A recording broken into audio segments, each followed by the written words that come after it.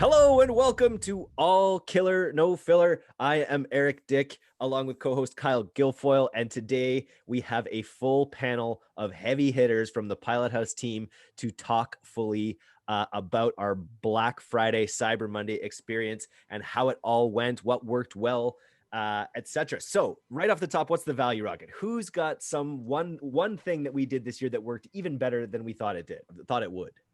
Start sales early. We launched our sales on Monday, and we saw a quadruple in revenue from Sunday to Monday in terms of total revenue on Amazon, at least.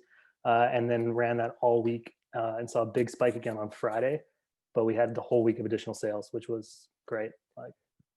That brings up something super interesting that I heard on the My First Million podcast. This Shan Puri was talking about this e-commerce method of actually like letting a Black Friday message slip out early to his list, and he made it look as if it was like an internal memo to be like, hey, what's the finalization on the Black Friday deal? And he sent it to his whole list and they crushed with it. And then he told Sam Parr about it. And then they did that on their for the trends list as well, and absolutely crushed with it. And so I thought, what an interesting, he's like, this isn't going to work forever. Like it might work for another year or two, but it's that idea of extending the window of what Black Friday, Cyber Monday really means with sales. This is definitely the year to do it. I think that everyone got in on the early access, the pre-sales, starting, way earlier than previous years. Consumers are ready this year, and I don't think you could lose if you did that. So how early were our ads saying Black Friday? What's that? We launched for one of our clients. We were running Black Friday sale ads within the first week and a half of November. Yeah. So I think 10 days into November we launched, and they started crushing right away. Yeah, same on this end here. Yeah, I mean, and one thing. Go ahead, Jacob. No, I was just gonna say, like, why not? Extend it. Like Andrew said, this is the year to take advantage. Everyone's shopping online, so yeah, if you're just kind of limiting yourself to those 4 days on the weekend, like you're losing out, especially this year. So. And then totally. we also even ran post Cyber Monday. We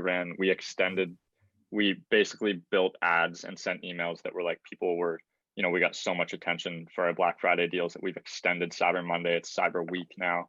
And we just actually ended this morning. How did you know when it was time to end? Started seeing a little bit of burnout, and we also just had other sales planned that we planned on launching today. So I was gonna say, I don't think you ended. You just started the next thing. Yeah. We also just flipped over to a new sale. But nice, which is geared towards Christmas now. Yeah, holidays. Very cool. Yeah. Just from a high level, how was Black Friday, Cyber Monday for our clients, Andrew?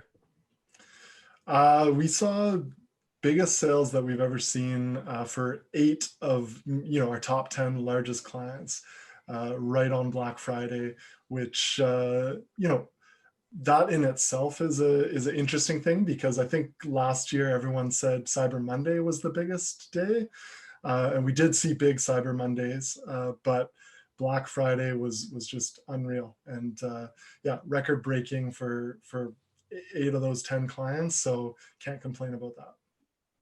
Yeah, I think part of that, like, because historically Black Friday has always been the days people are rushing to the shops, right? And then Cyber Monday's been that like online sale aspect of the weekend. But this year, I think it's obviously all lumped into just a big sale there. So. Yeah, and because it's obviously a different year with everything that's going on in the world. I'm curious, did you guys approach it much differently from the way you'd approach it in previous years, or is it pretty much the same? I think we definitely planned ahead a lot more this year. Just seeing the impact last year and just knowing the impact that was going to happen this year. We're hearing from all our internal sources, like really hit prospecting hard in those leading weeks, build up your lists, and then just crank the retargeting over the weekend and even leading up to the weekend. And that strategy it seemed to work, I think, across pretty much all our accounts. So. Yeah. What sort of frequency levels are you like? How does frequency work during Black Friday? Like, how are you watching that closely? Are you willing to just sort of like take the caps off and maximize frequency? Is it something you keep your eye on during heavy, like concentrated sales like this? We definitely kept our eye on it, but we had also, like Jacob said, we planned so far in advance. We were running campaigns that were meant to build our Black Friday audience in, September, October. And so we had massive amounts of people that we could just slam the gas on, and we didn't have to worry about frequency. But we definitely did keep an eye on it. But we're also, you got to be aware that people are seeing a ton of ads. And so if they see one of your ads 5 times, like that's completely fine on the Black Friday weekend. You don't really need to worry about it too much, but you want to own as much of that as you possibly can. Exactly. And one of the things that sets you up super well for the kinds of things you need to do during Black Friday, Cyber Monday is inventory and being able to trust your supply chain and trust that you're able to invest a lot in inventory. How did we advise clients for this regarding inventory? Sorry, go ahead, Jacob. Sorry, I was just gonna say, like, we were doing all we could there to kind of set expectations and get our clients, ordering, large quantities, but could only do so much there. And we definitely did see a few inventory problems kind of over the weekend. But yeah, I think it was a huge aspect of the strategy for sure. We like to go, deep with our clients, understand, the constraints and really kind of push them to, I guess, respect the scale that we can achieve on all of these platforms. And it's one of those things that you have to balance, that risk and reward, and every client has a different kind of threshold there or even cash flow considerations or logistics. There's so many other factors that play into it that we don't shy away from. We kind of get in there with them to set it up for success the best that we can. But in terms of, this Black Friday, inventory was probably the number one thing holding us back on many accounts. But just kind of not the silver lining, but something that I definitely noticed in my own Black Friday shopping was that this wasn't unique to us. Everywhere, all the big brands, everyone's feeling that inventory crunch.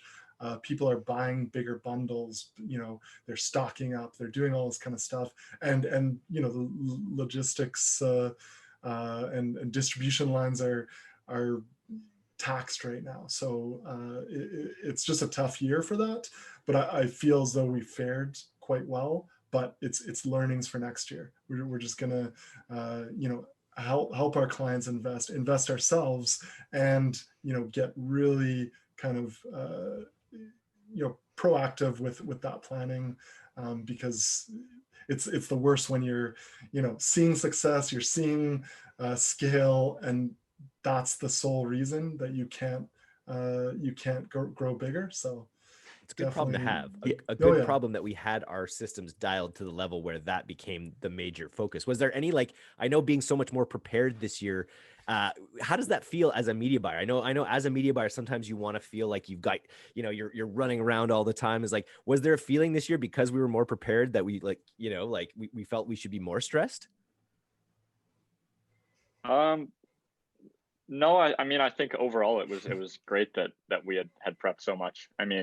This year was definitely, for example, we saw, I think last Black Friday, we had seen for one of our clients around double the conversion rate over Black Friday, Cyber Monday weekend as the first week in November. This year, it was close to triple. So it was even bigger. And the only reason we were able to handle that is because we had, like they were saying, we have done so much prep, inventory wise, campaign wise, creative wise. And so, if we hadn't have done all that, we would have been even more swamped than usual this year. And I just want to circle back to inventory stuff a little bit, because I think it's obviously important. But I remember, Rob, we were talking back in October, and we were about inventory on Amazon, and you were suggesting that folks need to get their ducks in a row by having maybe a third party distribution service. And I'm just wondering if you could tell us a bit about how that went for Amazon clients. Were there big inventory issues, or were they pretty much was it well mitigated by those third party distributors? Yeah, so having FBM listings set up, which is having the ability to do fulfilled by merchant, whether that's using your own fulfillment house or third party logistics, really paid off for us this year. we had backup FBM SKUs set up for all of our clients, and we used them on all of our clients. So it helped us keep the sales going. Whereas if we didn't have those, we would have sold out and lost revenue and lost rank. So definite good plan. Awesome. And I'd also be curious. So back to the media buying stuff. How do you guys go about navigating prospecting ratios versus retargeting ratios as you're approaching the big weekend? Is there like a strategy behind that?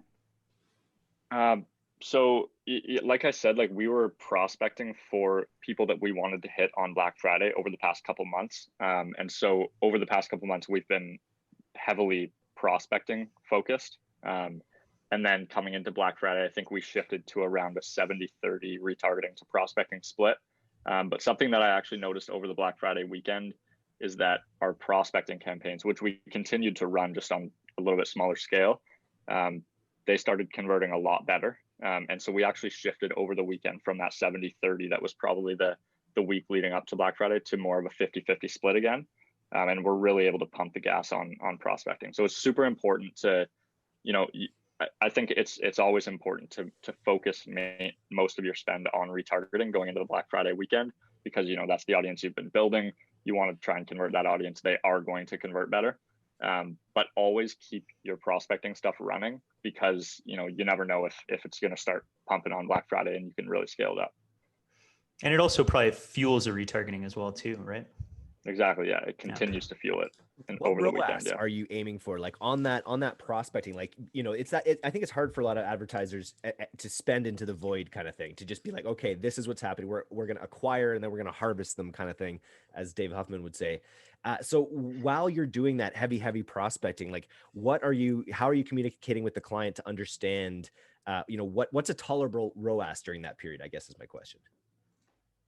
Well, you have to be willing to accept a lower ROAS leading up to Black Friday. Absolutely. Like conversion rates in October, end of October, early November are usually a lot lower than what you usually see. And then obviously lower than Black Friday weekend. And so it's important to communicate that although, you're not hitting these targets right now, you're going to be leveraging all of your spend that you've been doing right now and the audience you've been building to convert people on Black Friday weekend and really make it all profitable. And then it's important to just communicate looking at overall ROAS versus daily or even weekly ROAS, because you're going to have times where you're spending 70% on prospecting. Obviously, it's not going to be as profitable, but in the long run, once you shift to 70-30 retargeting, you're going to be able to convert those people and make it all profitable. So there's no specific ROAS, I don't think, to look at. Obviously, it's super dependent on the client, on the product, on the margins, but you just have to be willing to talk about that openly with clients.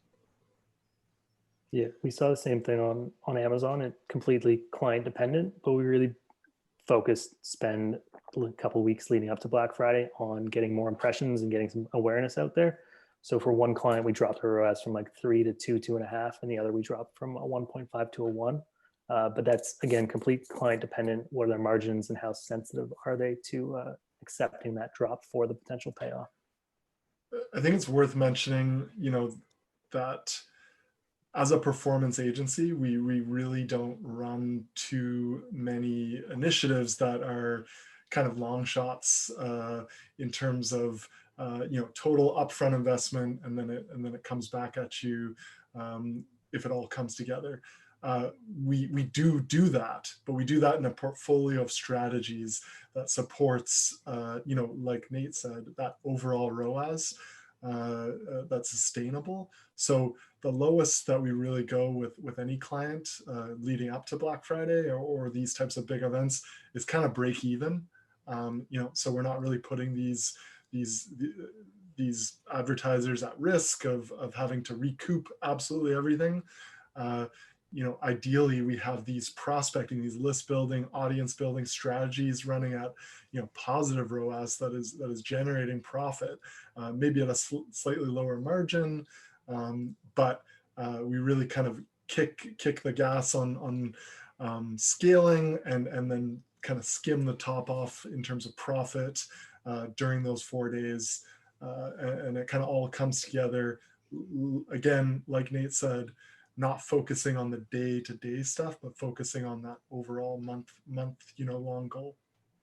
Another thing to note is that, like, for a couple of our clients, we have projected bigger months in December than November, although November had both Cyber Monday and Black Friday. And this is because you're spending, first of all, you've spent so much prospecting for the Black Friday, Cyber Monday weekend. So you've got a huge audience of people ready to convert. And then you convert a bunch of them over Black Friday, Cyber Monday. You're probably spending, 60, 70, maybe even 80% of your November budget over that weekend. And so you're getting even more people into the funnel, especially if you're able to crank up your prospecting. And then you've got all of this massive audience to convert over the holidays. And a lot of people they've got time off, they're getting money for Christmas or for the holidays, they've got extra stuff to spend, and they're just in that shopping mindset. And so you can convert a lot of those people over the holidays. So you can kind of allow a little bit lower of a ROAS. Obviously you want to be profitable in November, and then aim to, convert even more of those people at maybe even slightly lower spend, but higher margins over the kind of the holiday period. Someone brought it up nicely in the senior meeting today with the buyers. It was Black Friday is really like getting us to that new plateau. Once we hit that, we have that momentum to carry forward. Maybe not quite as big spending days, but we're on a new level that we go forward right until kind of the shipping timelines tell us to stop, or not, or we just go right into New Year. Yeah, Christmas is still coming. People still buying things, and Black Friday was just an investment in that audience. It's very continual. You zoom out far enough, and it all looks good. I wanted to ask about evergreen messaging versus like timely messages. I know with Facebook, you really have to have a strategy for making sure that when you have a sale, when you have a time sensitive thing, making sure that the messaging with the time sensitivity gets prioritized, or that your audience is really going to see this stuff. And it's not just going to get, not your traditional winners, which might totally override it, don't take over. You've got to find ways that your audience sees these actual messages. So I was wondering how did that play out for us versus which creatives were working best, and how we made sure that customers were seeing what we wanted them to.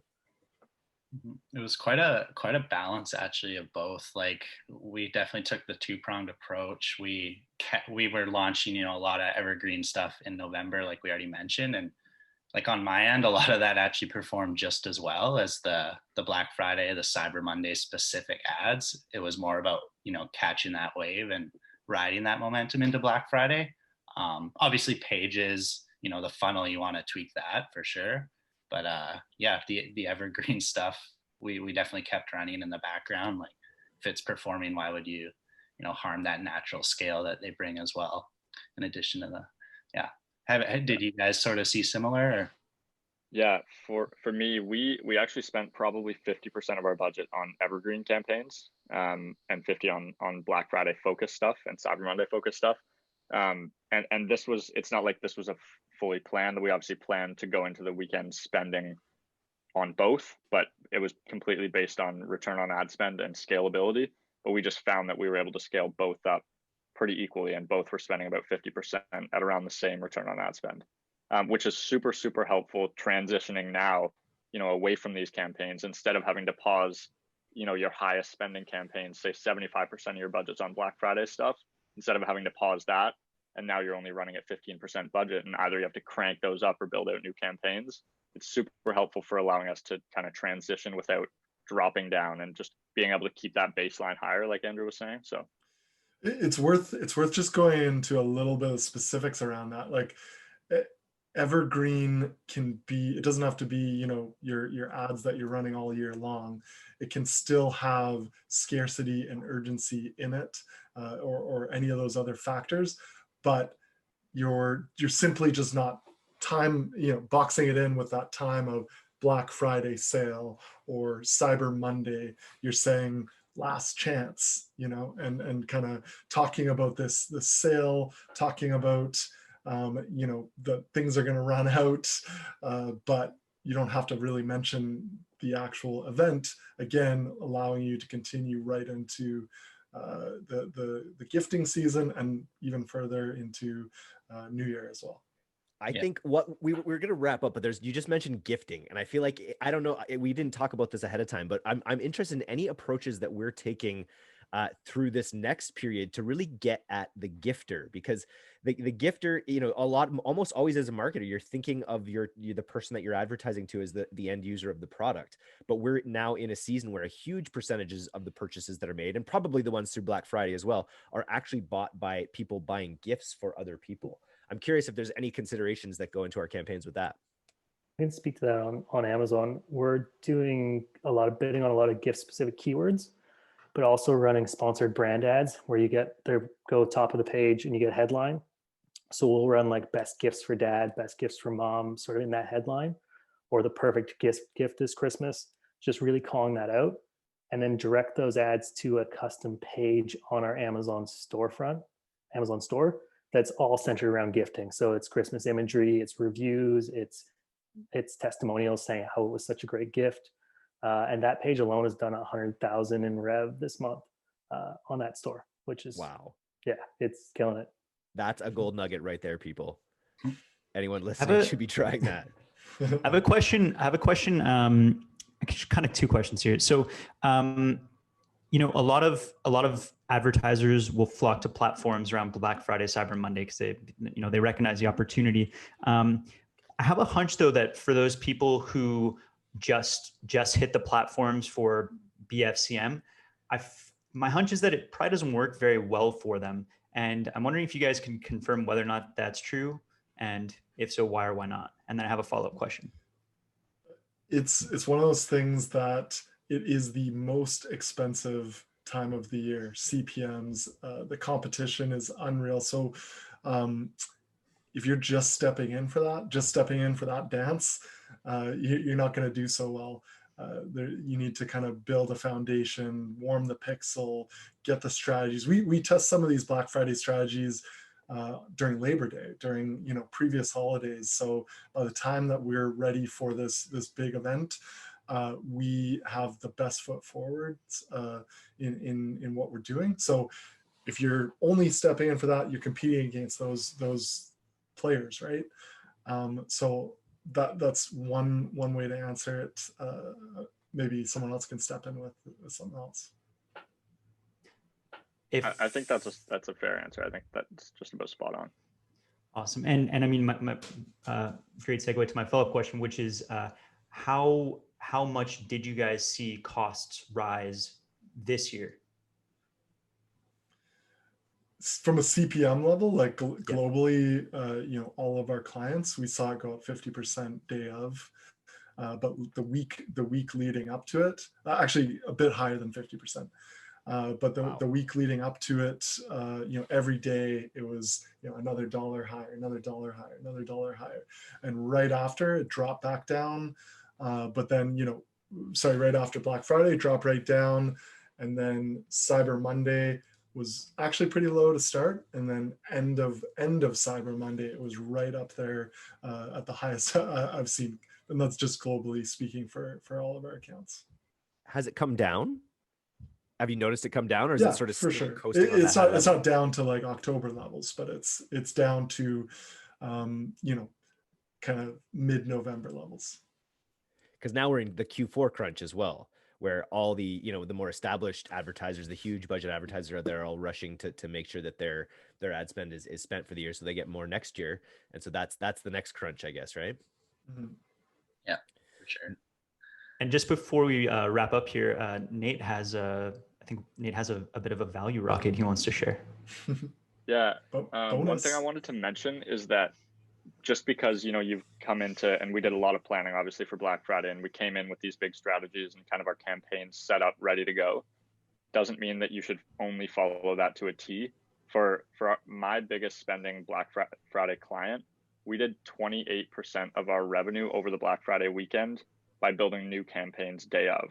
So like literally, taking a campaign that's crushing it, duping it out, changing to one-day click and view optimization and running it for the next couple of days, or duping it, changing the copy, changing the headline, putting an overlay on an ad, stuff like that. 28% of our revenue over the weekend. That's awesome. that just reminded me. I know a few other of our clients. We did the exact same thing. Did min ROAS campaigns. Did cost cap. Just basically anything. Value and everything. optimization. Yeah. Throwing an overlay, changing a headline, like anything at all. Just like finding your top performers, scaling them, duping them out, and just making the slight changes that also might be winners. So more is that surfers just kind on of the like wave? Is that just kind of exactly. like, it's just sort of, is it also just sort of jolting the pixel into like finding new pockets of opportunity, or like how, like, why does that work? Well, it's just horizontal scaling, and because you're duping something that's already working, if you're making a slight variation of it, there's a good chance it's going to work just as well, maybe better, maybe a little bit worse, but there's a really good chance it's going to work just as well. And it's exactly what Eric said, more surfers on a wave. So Awesome. Nice. All right. Well, thanks for your time today. If you're listening, go to D2C Plus right now. We're still taking our first 100 users. We're almost sold out of these first 100. But if you want to join D2Cplus.co for a 50% off your annual cost, you can use the promo code DTC. Founders. D2C Founders is the promo code. So we're still accepting. We still have got a couple slots left in our first 100. So make sure you take advantage of that. And then otherwise, we'll be back next week with some more exciting stuff. But thanks for coming on today, guys. Thanks, Eric. Thanks, Guys. thanks, Eric. Yeah. Now for the company meeting, we can all Thanks, track Kyle. the beers that were sent to us. Can't wait. Fantastic. Thanks, guys. All right. Cheers, guys.